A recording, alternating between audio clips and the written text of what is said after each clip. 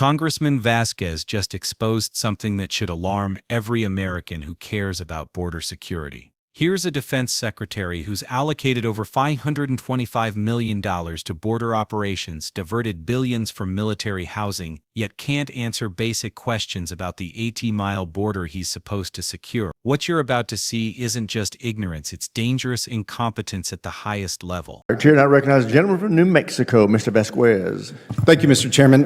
Mr. Secretary, I understand that the border is a top priority for you and the Department of Defense.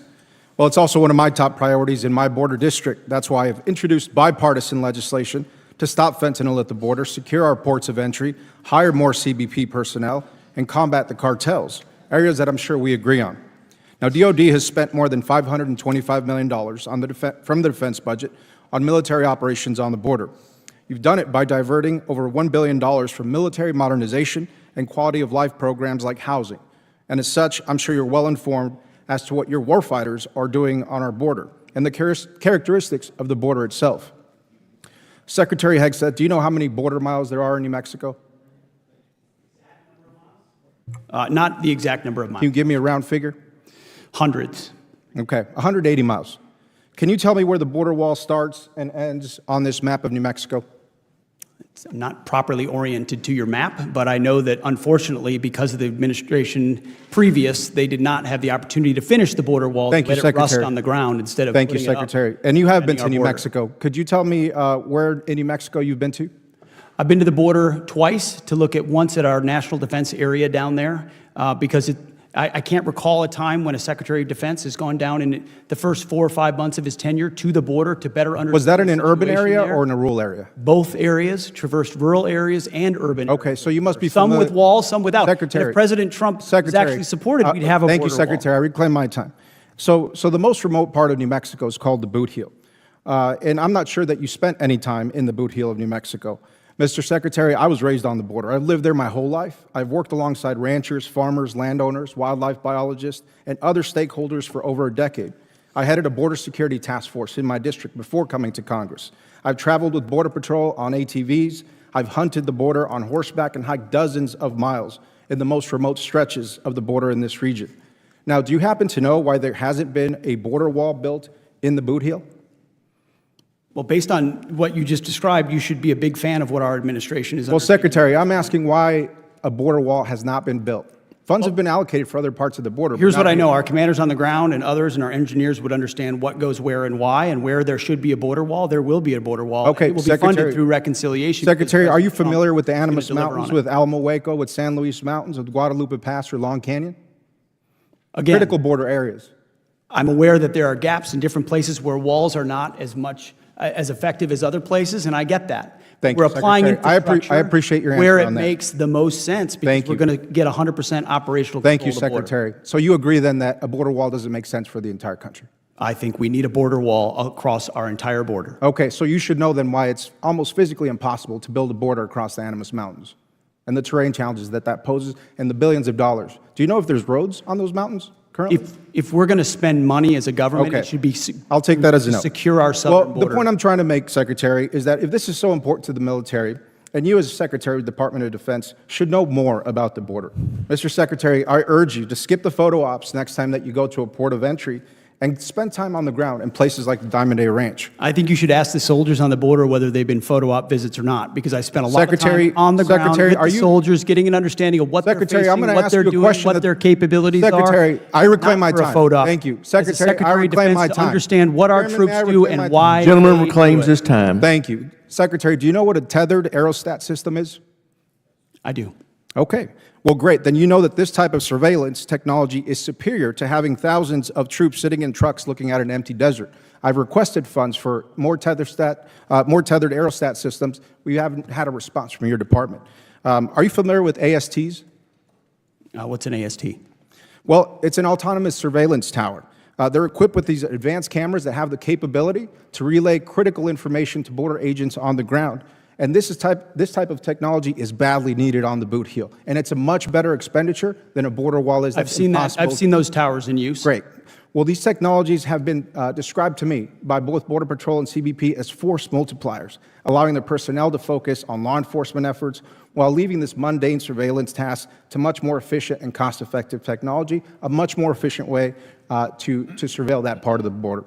Now, Mr. Secretary, I have serious concerns with your fundamental lack of knowledge about the U.S.-Mexico border, considering the billions of dollars that DOD is slated to spend on this mission, with little clarity to those of us who live there. I would encourage you to do some homework on my region and learn what will actually make our border more secure and more safe.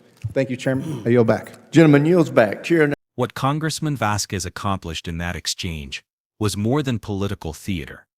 It was a methodical dismantling of the dangerous gap between military spending and military competence on border security. When someone controls over $500 million in border operations, yet can't identify basic geographical facts about the region they're securing, we're not looking at a simple knowledge gap. We're witnessing institutional failure in real time. Vasquez's questioning strategy revealed three critical vulnerabilities that should concern every taxpayer. First, the fundamental disconnect between resource allocation and ground truth. Hegseth has diverted over $1 billion from military modernization and housing programs to fund border operations, yet couldn't provide the exact mileage of New Mexico's border or identify where barriers exist on a map. This isn't bureaucratic hair-splitting. When you're spending taxpayer money on security operations, you need commanders who understand the terrain, the challenges, and the strategic landscape they're managing. Second, Vasquez exposed the photo op versus substance problem that plagues high-level military leadership. Hegseth claimed to have visited the border twice, but his responses suggested surface-level familiarity rather than operational understanding. He couldn't identify specific geographical challenges like the Animas Mountains or explain why certain terrain makes wall construction physically and financially impossible. A defense secretary overseeing border security should know why engineers choose surveillance technology over physical barriers in mountainous regions. That's not political preference, it's tactical reality. Third and most troubling was Hegseth's apparent unfamiliarity with force multiplication technologies that border professionals consider essential. Vasquez had to educate him about tethered aerostat systems and autonomous surveillance towers, technologies that CBP and Border Patrol describe as game changers for remote monitoring. When a defense secretary doesn't understand the tools that make border security more efficient and cost-effective, he's making decisions based on political symbolism rather than operational effectiveness. The broader implications extend beyond border policy into military readiness and fiscal responsibility. If DOD leadership is diverting funds from housing and modernization without deep understanding of how those resources will be used, we're weakening military infrastructure for unclear security gains. Soldiers living in substandard housing while their secretary can't explain basic border geography represents a failure of both leadership and stewardship. Vasquez's background credentials matter here because they highlight the competence gap. A congressman who's worked with ranchers, ridden ATVs with Border Patrol, and hiked remote border regions understands ground truth in ways that briefing rooms can't convey. When he suggests that Hegseth skip photo ops and visit places like Diamond Day Ranch, he's not being petty. He's pointing out that effective policy requires understanding terrain, weather, wildlife patterns, and community impacts that only come from sustained field experience.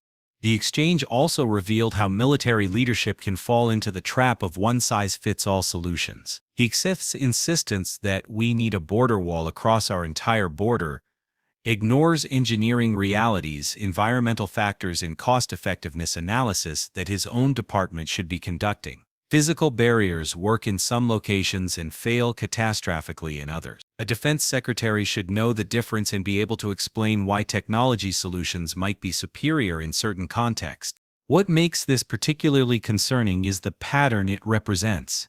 When senior leaders make resource decisions without deep operational knowledge, the consequences ripple throughout the entire chain of command.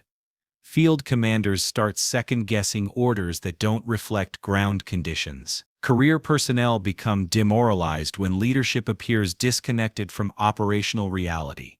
And ultimately, mission effectiveness suffers because resources get allocated based on political considerations rather than tactical needs. Vasquez's final point about homework isn't condescending. It's essential. Border security affects real communities, real families, and real ecosystems. When billions of dollars get spent without understanding local conditions, environmental impacts, or community partnerships, taxpayers get poor value and border regions get policies that don't work. Effective military leadership requires the humility to learn from people who live and work in the areas you're trying to secure, not just the confidence to spend their tax dollars.